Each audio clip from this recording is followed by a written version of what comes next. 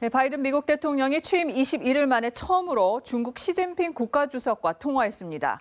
이 중국이 설이라서 새해 인사로 시작은 했는데 이 바이든 대통령이 무역을 비롯한 경제 분야, 또 홍콩과 신장 위구르 지역 인권 문제까지 거론했습니다. 이 시진핑 주석은 협력을 강조했지만 내정에 간섭하지 말라는 뜻을 분명히 했습니다. 워싱턴과 베이징 연결해서 자세한 소식 알아보겠습니다. 먼저 미국으로 가보죠. 금철왕 특파원, 이 시 주석과의 첫 통화에서 중국에 대한 미국의 강경한 입장이 그대로 드러났다 이렇게 볼 수 있겠죠? 네, 그렇습니다.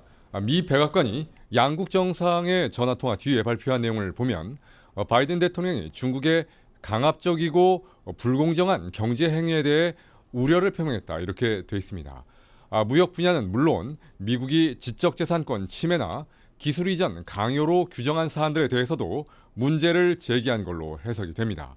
더 민감한 인권 문제도 거론했는데 홍콩 민주화운동 탄압, 신장 위구르 지역에서의 인권 유린 등을 언급하고 대만과 인근 지역에서 중국의 강경 행동을 우려한다고도 말했다고 합니다. 네, 이 베이징 일왕 특파원, 바이든 대통령이 꽤 강경한 태도로 나왔는데 시진핑 주석은 어떤 입장을 밝혔습니까? 네, 시진핑 주석은 양국이 서로 이견이 있을 수 있다면서도 협력이란 단어를 먼저 강조했습니다. 중국과 미국이 힘을 합하면 모두에게 이익이고 싸우면 둘 다 손해라며 협력만이 유일하고 올바른 선택이라고 말했습니다.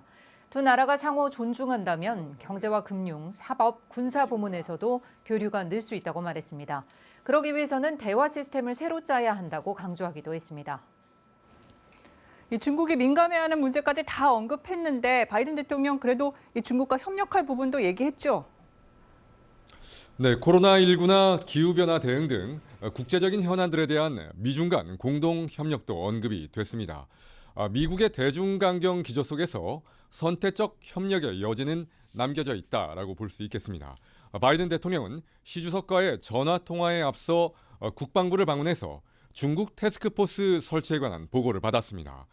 인도 태평양 지역에서 미국의 영향력 유지와 확대를 위한 대중국 국방 전략의 수립이 가시화되고 있다고 볼 수 있습니다.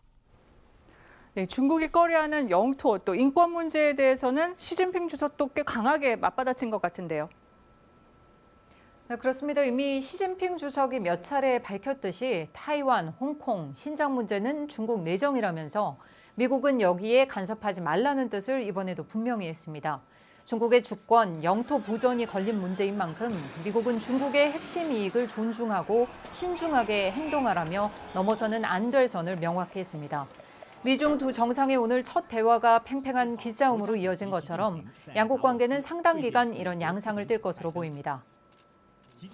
네, 워싱턴 금철영 특파원, 베이징 일학 특파원 잘 들었습니다.